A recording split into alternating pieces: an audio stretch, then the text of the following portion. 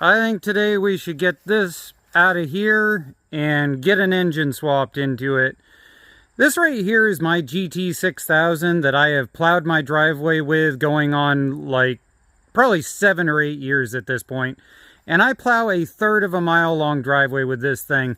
So that poor 18 horsepower opposed twin has seen many, many negative 20-degree days. And it's just tired. It is overheating now while plowing my driveway. So we're replacing this before winter hits so that we can get used to it and work out the kinks. Obviously, I got to unload the fact it's been my storage for the last few months, and we'll go from there. Also, in this video, we're going to try something a little bit different for audio. So if you see this dangling around or whatever, that's what we're trying. Tell me in the comments whether you like this idea.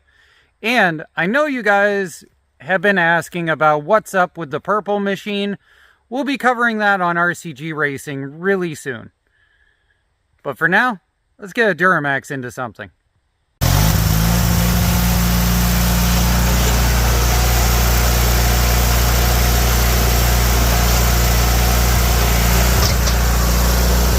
Load the heaviest thing I have tried so far on my hospital bed work table.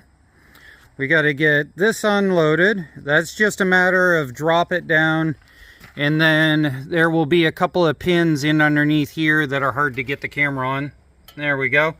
And by the way, if you have one of these GTs, welding this washer on here will save you the fact that if you bounce it over like an ice ridge or something, it dropping this forward if you're using a winch. If you're using just the old-fashioned hand lift using that, that's not a problem. It's only if you use a winch like I do. So we'll get that dropped off and get it up on there. Anyone else have that one cat that every brand spanking new paint job they somehow get into? Or is it just me? Tell me in the comments down below.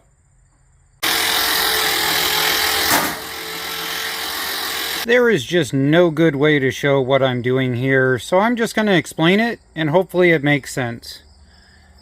I've got a square put in, and I have marked right there on it exactly where the edge is there. And then the center of the pulley, I have also marked exactly where it is for that, so that once this is out, whether I have this or not, I can have something to square off and figure out exactly where that should be. The other thing it does is it lets me reference right here that the outer edge of this pulley needs to be about 1/4 inch in from there. So now we can unbolt this thing and go from there. 2 notes. First of which, we're going to have to figure out some sort of angle iron something or other lift, because we've got to get this center up to here. Also, if you notice, I'm on the flywheel side. So we ordered up an adapter. We're going to hope that adapter is the saving grace of this project. Here we go. As it is right now, I've taken out almost everything that has to do with extra electrical and things like that. And the reason being is because the DuroMax has a solenoid of its own on it. So we need to sort out how we're going to do that. This also was converted over to a push button with a toggle kill. And so we probably will sort out doing the same thing to the DuroMax. With that being said, I can leave the solenoid and use one of the terminals there in order to be able to act as a junction point for the charging system and the battery and everything if I need to, and that's why it's not out just yet. On a side note, I think this is interesting. This is ancient 18 horsepower. This is newer 18 horsepower, and this thing versus this thing is almost about 20 pounds worth of difference in weight. This I can pick up almost one-handed. This thing definitely takes 2 hands. And this is 23 horsepower versus 18, and it weighs almost 10 pounds less. Here we are with the adapter, and what I'm doing is I have this marked in order to countersink down into here just a little bit, because this has a hump on the back in order to fit on the Predator twin that the DuroMax does not have. Now, really, in all honesty, the fix for this is putting it in a lathe and cutting all of this back. But I don't have that option right now. So, we're going to countersink these about a little bit further than that lip and see if that works. Otherwise, I just ruined a very expensive piece of aluminum. Easy part done. Got that off of there. So the pulley's there, the 4 bolts that go in are there. But I had to drill holes because this adapter that I bought for the 670, these are off just a little bit from fitting there. So I chose to attempt to drill some holes. If I have to, I will take a rat file and file those out back and forth in order to try and make it work. But we'll see how this works out. Well, I'm a little worried that these studs, or at least that bottom one, is going to be right exactly where the belt needs to go and might cause a wear mark. I've got this on here right now, and it looks pretty well centered. But like I said, I can try and drill it once more, or I can rat file the piece that's on there. So I think tomorrow we'll figure out the bottom 2 brackets so that we can lift it up to where it needs to be. And then that way we can weld it in place. If I just bolt those right on, set the machine in place, line up the belt, go from there. Totally shameless. Go buy this plug. No questions asked. This is old school tap magic. This is what it looks like nowadays. If you are going to be drilling tons of holes, whether it's using step bits, whether it's regular drill bits, whatever it is, if you're drilling into a lot of steel like I do, it's worth it. It's like $9 a bottle. Go get some. You know when you see a really fast car and you want to buy it and then you find out that it doesn't go as fast as you were hoping it would? That's the sinking feeling I got just now. So this yellow wire goes to the oil sensor, and that comes around, and normally there would be just one little pack right here with like 1 wire coming into it. Not like 5 wires coming into it. Maybe there's 6 there. That's not cool. That I would bet money on is a rev limiter. And we're going to investigate that further at some point, because normally what I do when I'm plowing my driveway is I override the governor to about 4 grand when I really need a solid push. So if that's a rev limiter, we'll be investigating that more later. That's not cool, because the bypass, in order to get around that, if it's what I think it is, will require taking this off in the near future. But we'll get to that point when we have to. For now, we've got these bolted on. I'm gonna flip this up onto the chassis, get this aligned where I think it should be, and then we'll be able to weld this down, and we should be good to go. That is going to just barely clear that hood. Now, before I went to pull this out, I marked off on this square some key points so that I could center it. I think we did pretty good there. We're going to tack it in place.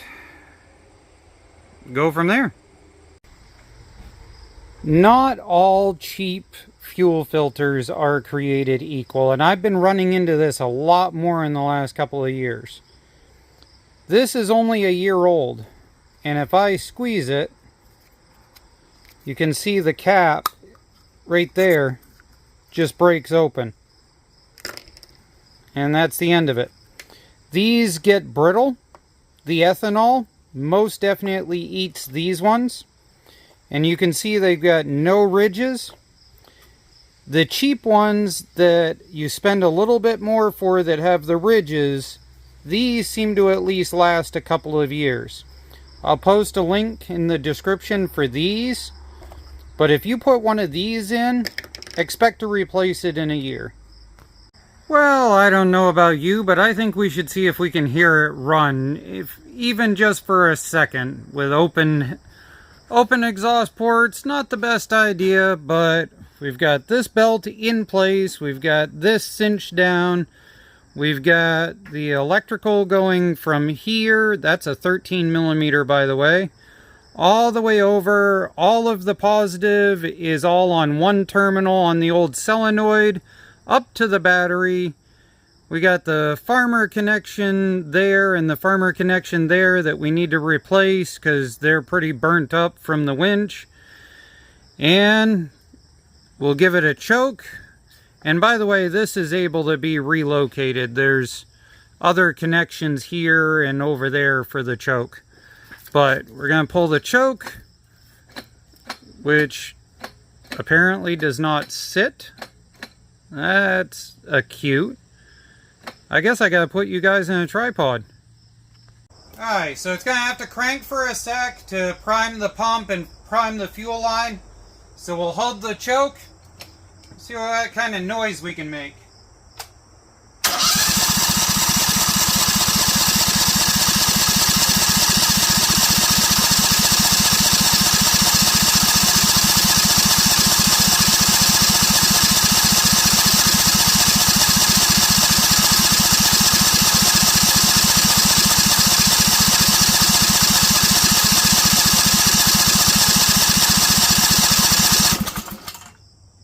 We should be kicking off, but if it's not happy with the amount of oil that I have in it, then that could be what's going on. So we're gonna put some more oil in, because that dipstick is a pain to read, and see if that's what it is. Alright, we let it soak in. We can definitely see that we're moving gas. Let's pull the choke. Let's try it again. If all else fails, we'll put some ether into it. Maybe I grabbed the wrong gas can. Who knows at this point?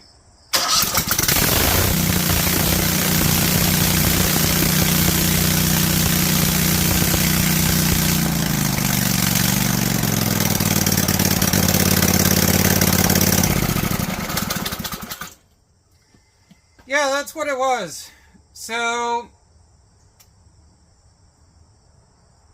directions for this thing say to put in about 50 plus ounces, whatever. Basically, that's a little bit under 2 quarts. That oil sensor didn't trigger until I had like close to 2.5, almost 3 in there. So I don't know whether that was the oil. The sensor just needed to sit in the oil for a while. Maybe I've got an extra half in there that doesn't need to be. But either way, we're getting closer. The hood is not going to fit if we don't get rid of this. Plus, it's kind of stupid to be sitting up there and leaning all the way down here in order to get to the ignition. That's kind of dumb. So, let's fix that matter. We've been sorting through this electrical. Now, this right here that goes to the oil and everything, if I disconnect it, everything still stays running. So I'm assuming that this is a secondary set of kills that we should be able to not care about. So that gets rid of one side of things. This right here, if I put a voltmeter across it, does not do anything. But if I touch it with my finger while I'm touching the tractor, I get nailed. That means this is AC that's coming out of here. That's why I undid this, because I'm going to bet we're going to crack this open and we're going to find a rectifier hidden inside this thing. Not nice, but I'm going to bet that's what's in there. This right here definitely goes to killing the machine. If you disconnect this, it immediately kills everything. So these, I'm betting, are going to the coil. I'm going to pause the video right here because I messed up in my diagnosing of these wires and trying to figure out what went where. It turns out these orange wires actually are the positive and the ground to a hidden gas solenoid in the carburetor that you cannot see or find without ripping the entire carburetor out of the machine, which later on I will show you. But for now, I'm going to let you follow my diagnostics as I figure things out. These are definitely going to some sort of AC production. So let's see if we can crack the back of this off and see what we got in here. So there's a grommet in the bottom. Now, if I'm correct, then these green wires should come around to some sort of rectifier. So this is a circuit breaker here, and there must be right there. There's the green wires, and yes, it's a regular rectifier. So that right there, we need to pull off of there, and we need to mount to the side of this thing. And oh, looky, that looks like a perfect spot for it to go. Otherwise than that, we're going to pull the rest of this apart and go from there. Really, in all honesty, this should be pretty simple. If we feed this wire going to this 12 volts, the starter cranks over. It's that simple. Otherwise than that, we need to figure out where the kill wire is, and we'll update you guys when I find that. Here's where I'm at with the wiring so far. First of all, whoever designed it so that switch is spot welded inside of that casing is a meanie head. Anyways, on this rectifier, if we look at it, we can see it says AC. So that one and that one are the AC. This one in the back corner, this is going to be our ground. And this right here is going to say positive. So what we did was we took the positive wire that was on this rectifier and we clipped it in with the white wire that had a giant fuse on it to the positive. So once we take this and we bring it up here and we stick it on there and we loop that grounding wire onto this stud, see, we welded that stud to the end of a 10 mil. That should be our charging circuit. I don't PSA very often, but I actually have earplugs because this monster is loud. So we're on the last part of sorting things out. We have these two wires coming out that obviously go to the coils, but I don't know whether these are two individual kills or whether they're a circuit or something. So we need to sort that out. So let's see if we can get it started and go from there.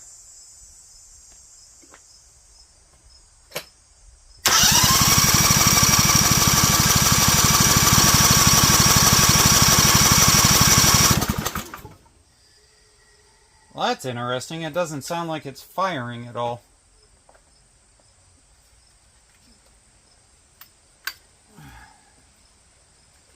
Stick a spark plug in there. Alright. So for anybody new to this concept, all you do is take a supposedly known good spark plug, you put it in there, hold it up against the thing so that that's grounding, and we should be able to see spark fire. So, let's see what's going on here. Oh yeah, we got spark, so we're having some sort of fuel issue.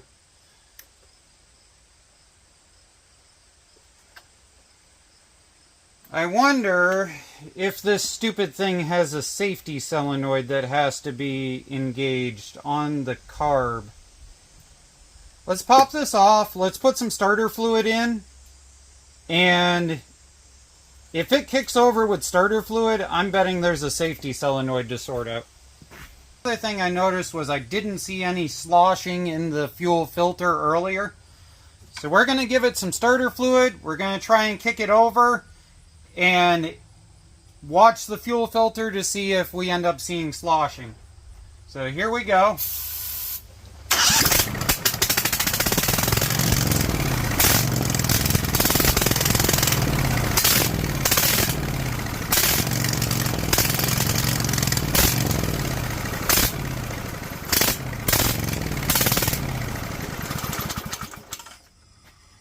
Yeah. So right there in that fuel filter, there is no sloshing around or anything happening. It's not pulling any fuel. Do you see that screwdriver? That screwdriver signifies that DuroMax cared about people working on their engines. So that screwdriver goes down to a flathead long screw right there. That screw attaches to a valve at the bottom of the bowl, and that valve attaches to that little hose right there. So that if you think that you got bad gas or something in your bowl, that you can unscrew it, clear the bowl, and start fresh. Now, let's try this again. Would you like to see the face of a man who feels like a complete, utter, total idiot? That's this face right here. I just went to remove that carburetor and saw a nice orange wire. That orange wire is not a kill to the coils. Nope. Let me show you what the orange wire is. That orange wire goes to that. So when you give it positive on one side, it clicks that thing open. When you have ground on the other side, which must be this wire coming all the way down to here, so that has to have ground there and positive there. But since I am into this as far as I am, I will be pulling that carburetor and we will be removing the California shutoff, because inevitably in Maine they cause issues later. I just drove to the gas station and spent 25 bucks for nothing.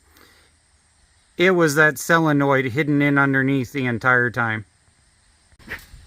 Positive moment at the end of the rainbow. Normally, what you have to do is put this in a vise and slice that tip right off. Look at what this little bugger does. Hey, all done. Now, let's recap. 12 volts, trigger starter. AC coming out to charging rectifier. Voltage going back through to the battery. One of these, at this point, I believe, is the kill wire. And I haven't figured out which one yet. But right there is the wire that has got to be going back for the coil. So if this thing starts, I'm going to bet one of these, when I touch it, will kill the engine. Here we go.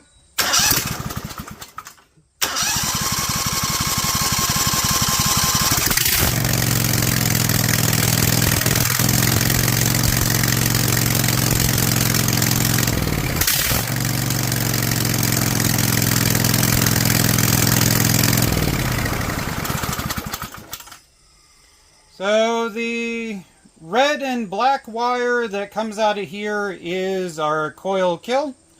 So we just need to put this to the toggle switch that's on the dash panel, and the other side of the toggle switch goes to ground, and we should be good to go to test drive this thing. Redneck Solutions, let's control it from the cockpit, shall we? So the real reality is the choke is a push-pull from this direction, which meant taking the choke cable and relocating it to this side in order to be able to monkey with everything. Except for what you can see is a nice good old-fashioned coat hanger right here. Because what I figured out was if I drilled a hole through it, choke, no choke, choke, no choke. Granted, that is not a good idea long term, but what it means is in the future, I could literally run a wire all the way through underneath there and connect right exactly right there if I wanted to, or any other variation of it. Because if I pull that, it's going to move this wire right here. So that just plain goes through and has a nice little pull-push right here. We've got our push for start, so we got 12 volts coming into this. The other end of that wire goes down and around and comes into this plug right, this plug right here on that spade connection there. And then on the other side, we've got just a regular kill tether. Now, you do have to take these because they're made for a positive coil, and in order to make them for a grounding coil, you have to file out the little tab and flip the switch 180 degrees. So right now, this is in the position it would be for a positive coil, but this is run right now, and that would be off. That'll make more sense when you wire in your own, when it doesn't work, and then you flip it around and it does work. And then this, I figured out years ago that if you needed to relocate one of these, wherever the battery charge amp meter was, that if you just drill a couple of holes, your throttle fits right where the battery charge amp meter used to be. Because the throttle control for this, when it's in this configuration, is on the far side. And that doesn't work out for a lot of lawn tractors, so I figured I would include that as part of this video.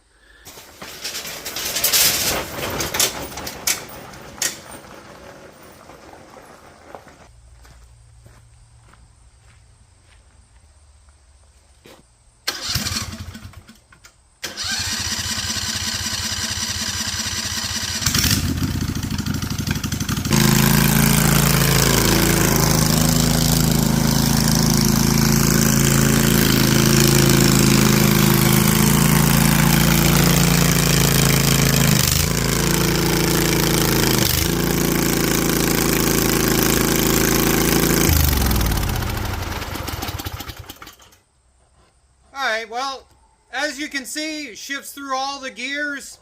3 high, doesn't flinch at all, does not bog. I say we try and figure out some exhaust as soon as it cools down a little.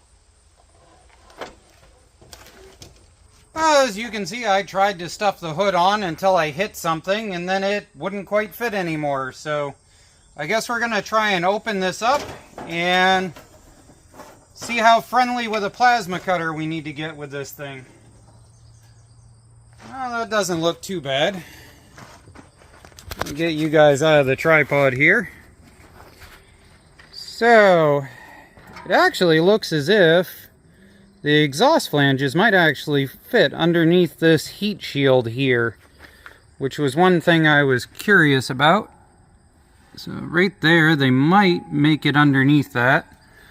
Now, this comes in a little bit because one side of the headers on a Briggs OP is at a different depth than it is on these, where they're the same exact depth. So what I'm thinking we do now is I'm thinking we cut this off and then let it come forward, and then we see if we need to take that flange off. Actually, after rethinking it, no ifs, ands, or buts, that flange is going to be in the way. So let's just go all the way back to this seam here and just slice the whole thing. And then we'll regroup on this. As far as the side is concerned, it is pretty doggone tight. And as far as this side is concerned, we've still got a couple inches to play with. But that ignition switch thing still needed to go bye-bye. Well, I can say honestly, without any question, more of that's got to go away in order to put the exhaust header in. These headers are way higher up than they were on the OP. But at least at this point, we can find out if this is going to close. 3, 2, 1. Bingo! Could not have made that any tighter if I had to. but it's sitting right perfectly flat. There we go. Now we're going to take the hood back off. Yes, that's right. We're going to play the on again, off again game here as we try and figure out the exhaust. Now what we have for the exhaust is, this is an old school Kohler can muffler. And these things I like and I'm using for this project because anybody in their garage can build one of these. All you need is a piece of pipe, and you cut a round section that fits right about here, and you tack it in from the end in a couple of places with a hole down the center. And then right about here, you do the same thing with a hole in the center. So it all comes in here and has a baffle, a resonator, another baffle, and then out in whatever direction you want it out. And then you just weld a cap on either end, and there you go. Really simplistic old school muffler. So that's what we're going to go with, because any of you guys could make it in your own home. So this, we're going to try to put it in underneath here like the original was. Well, we're at the end of day 3, getting close. So that is now clocked so that it goes into that one and comes across and then plugs into right here. And as you can see, there's spray paint on here, and that's because I cut this so that it fit as close as I could, and then held it lined up against that other flange and just gave it a smack of primer, which would quickly dry. Then that way I could go through and outline it exactly where it was. So now I can grab the plasma cutter and I can punch a hole in there so that this just barely slides in. Then press it up against there and match it up. And in theory, we should have an exhaust system to go on this thing. It's hard to measure time as a YouTuber when you're filming everything and moving things around and positioning the camera, because it makes everything take way longer than it usually would. But I would bet this entire swap, even with the headache of trying to sort out the wiring live, I probably have about 8 hours into doing this. A lot of it was just tedious fabrication that took a lot of sorting out. The exhaust by itself probably is about 2 hours worth of finagling and trying to do it right the first time.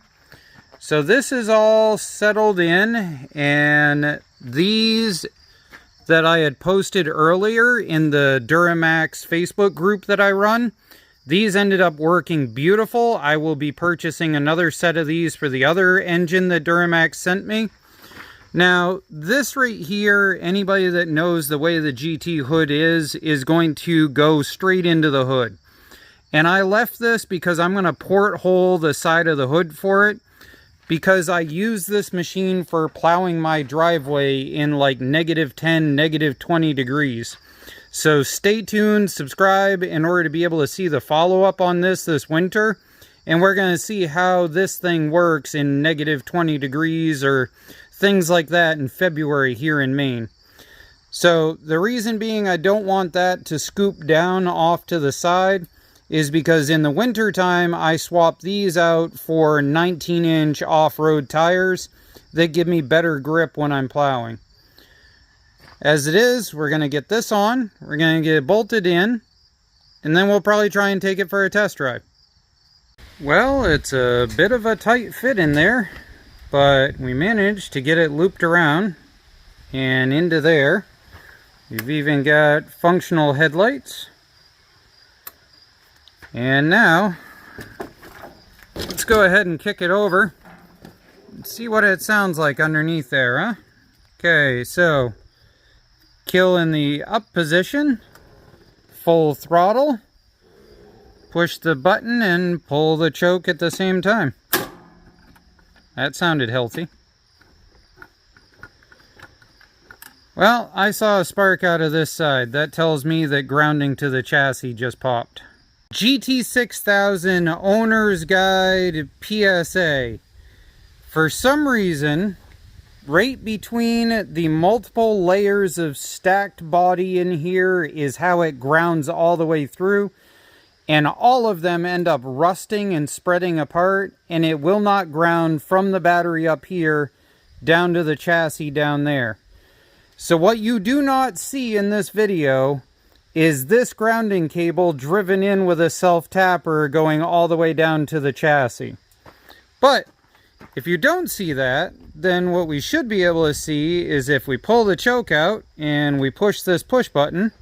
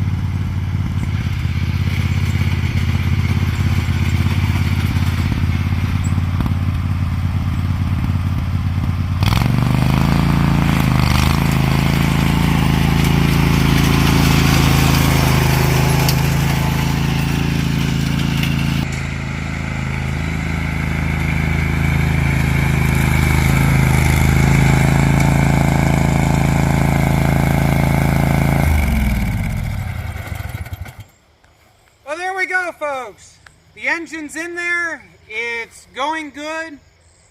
I do think we need to upgrade to either a bigger exhaust muffler or just plain come to terms with venting it straight out the top. The engine that was in there was this way instead of this way, and so the air flowed around it a lot more. So I gotta come up with a way to let out some more heat because she's definitely getting pretty darn warm. But we're gonna pound it around, we're gonna see what it does, and it'll definitely be in a future video coming up. Have fun, guys.